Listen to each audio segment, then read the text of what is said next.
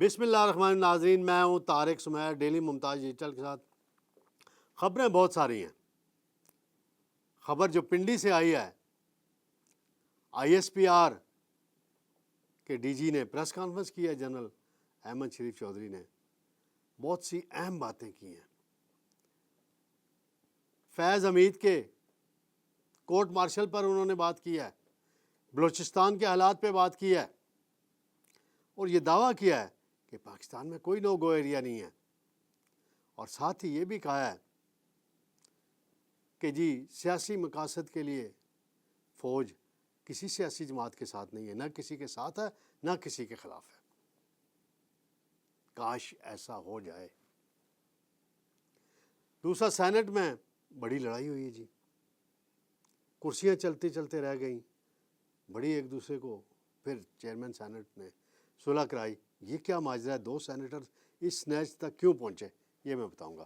سب سے پہلے میں آؤں گا ناظرین، D G I S P R ہیں جنرل احمد شریف صاحب، انہوں نے بڑی پریس کانفرنس کی آج، اور اس پریس کانفرنس میں انہوں نے فوج کے خود احتسابی کے جو سلسلہ جاری ہے، بالخصوص جنرل فیض حمید والا اور ٹاپ سٹی کا، اس حوالے سے بڑی ڈیٹیل سے بات کی ہے۔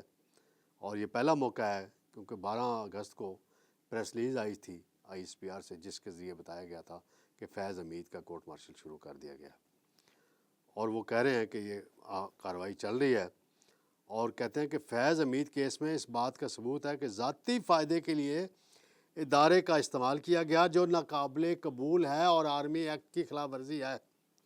اپنے ذاتی مقاصد کے لیے ادارے کا استعمال کرنا والوں کا ہر صورت احتساب ہوگا، قومی سالمیت پر کوئی سمجھوتا نہیں ہوگا۔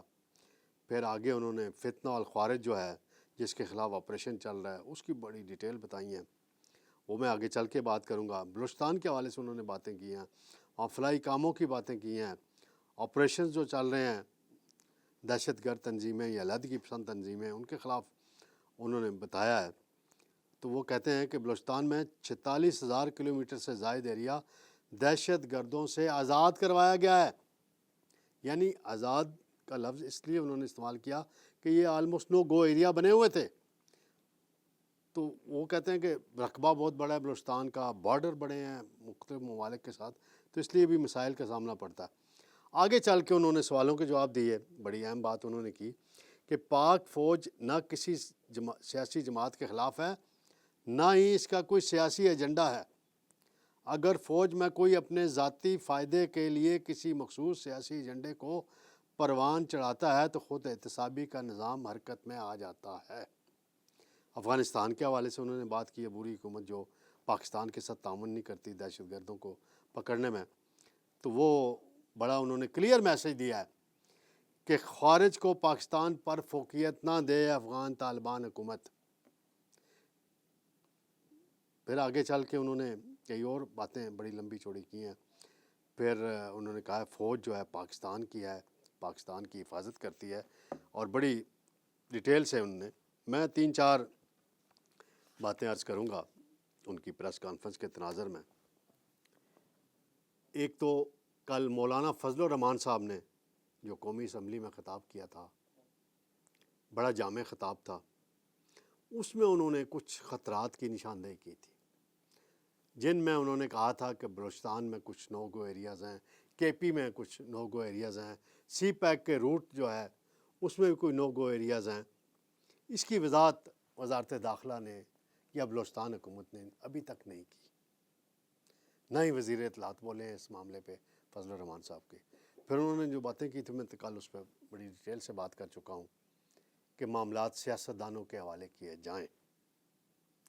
تو آج کچھ اس پریس کانفرنس میں بھی پھر وہ کہتے ہیں کہ پاک فوج کسی سیاسی جماعت کے خلاف نہیں ہے، نہ کبھی کسی کی وہ خلاف ہے، نہ کسی کی بیجا حمایت کرتے ہیں۔ کاش ایسا ہو جائے، عملاً ہو جائے، مسائل بہت سے حل ہو جائیں۔ کیونکہ جب جنرل باجوہ آرمی چیف تھے، فیض حمید D G I S I تھے،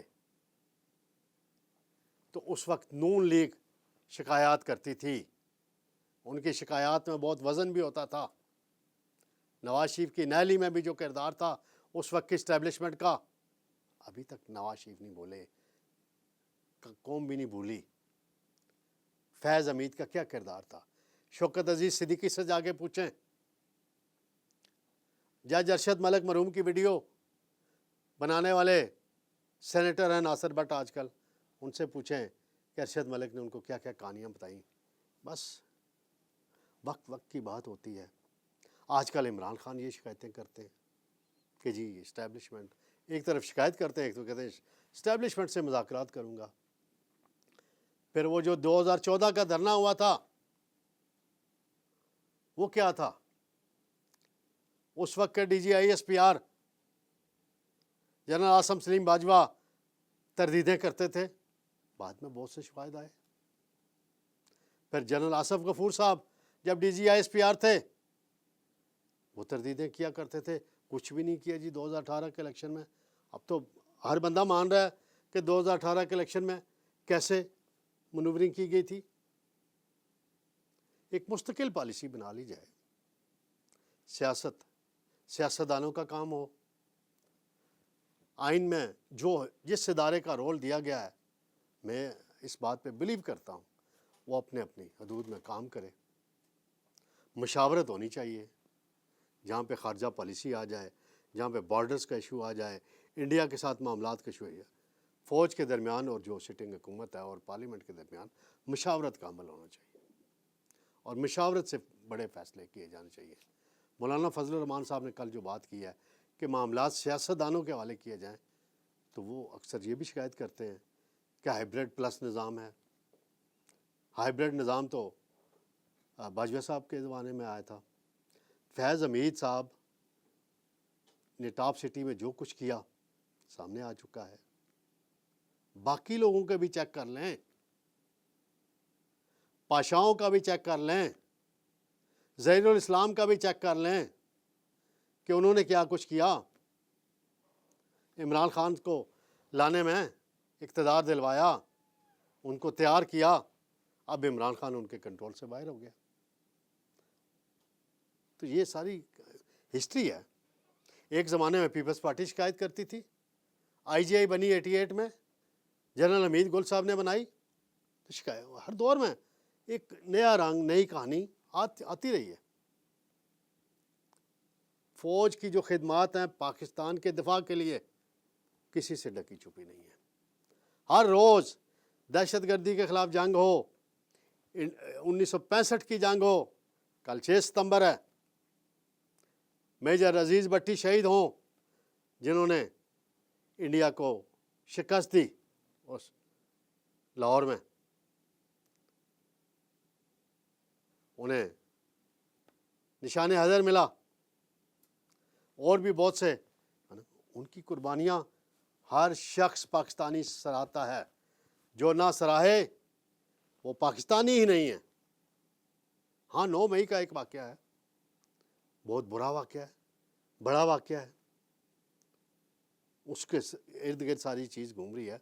آج ایک سوال ہوا جنرل صاحب سے کہ عمران خان کے متعلق یہ کیا سرائیاں ہو رہی ہیں کہ ان کا ملٹری ٹرائل ہوگا. فیض حمید کے اس تناظر میں عمران خان خود بھی خدشات کا اظہار کرتے رہتے ہیں. ہائی کورٹ میں ریٹ بھی دائر کی ہوئی ہے. تو جنرل صاحب نے، احمد شریف صاحب نے مختصر جواب دیا، ڈیٹیل میں نہیں گئے. اشارتاً انہوں نے بات کی ہے کہ جو بھی اس زمرے میں آئے گا قانون کی خلاف ورزی کرے گا. بس یہ انہوں نے کہا. سمجھداروں کے لیے کافی ہے یہ بات. تو بہرحال اس وقت ملک کو اتحاد اتفاق کی بڑی ضرورت ہے. مسائل مل بیٹھ کر حل کرنے کی ضرورت ہے. ایک میز پہ بیٹھیں سارے، ایک طرف پولیٹیشین بیٹھ جائیں، ایک طرف عدلیہ کو بٹھا لیں، اسٹیبلشمنٹ کو بٹھا لیں، سارے معاملات کو ڈسکس کریں اور ملک کو آگے لے کے چلیں، کرائسس سے نکالیں. یہ ریکویسٹ کرنی تھی. سینٹ میں جی بڑا دلچسپ واقعہ ہوا کل. اسٹینڈنگ کمیٹی تھی ایک. شہادت اوان صاحب ہیں پیپلز پارٹی کے رہنما، اور سیف اللہ ابڑو ہیں پی ٹی آئی کے سینیٹر ہیں، سندھ سے ہیں دونوں، ان کی تو میں ہو گئی، آپس میں تل کلامی ہوئی، ایک دوسرے کو کرسی اٹھا کے مارنے کی دھمکی۔ آج سینٹ میں بھی بڑا شور شرابہ ہو گیا، شروع میں اجلاس ملتوی کرنا پڑا، بہت ہنگامہ ہوا۔ پھر چیئرمین سینٹ صاحب کے کمرے میں بلایا گیا دونوں کو علیحدہ علیحدہ، پھر صلح کرائی گئی، اعظم نذیر تارڑ ہوں یا عرفان صدیقی ہوں یا شبلی فراز ہوں، سب نے اپنا اپنا کردار ادا کیا اور ان کی صلح کرائی۔ تو سینٹ میں اور ایسے لڑ رہے تھے جیسے کہ میں کہتا ہوں پتہ نہیں کیا ان کی کوئی وہ کیا قبائلی لڑائی ہو رہی ہو یا کوئی اور۔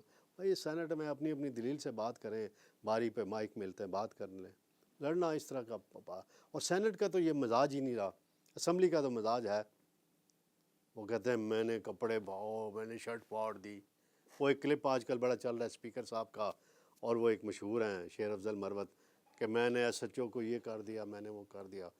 تو اسمبلی کا تو ماحول، اور سینٹ میں ہمیں ہمیشہ تامل مزاجی دلائل سے دلیل سے بات کی جاتی ہے، اور سینٹ کا ماحول خراب نہیں ہونا چاہیے۔ اس میں ضمن میں چیئرمین سینٹ یوسف رضا گیلانی صاحب کو اپنا کردار ادا کرنا چاہیے، اور جو سینیٹر جذباتی ہوتے ہیں ان کو سمجھانے کی ضرورت ہے۔ انشاءاللہ ناظرین، کل آپ کی خدمت میں دوبارہ حاضر ہوں گے۔ اللہ حافظ۔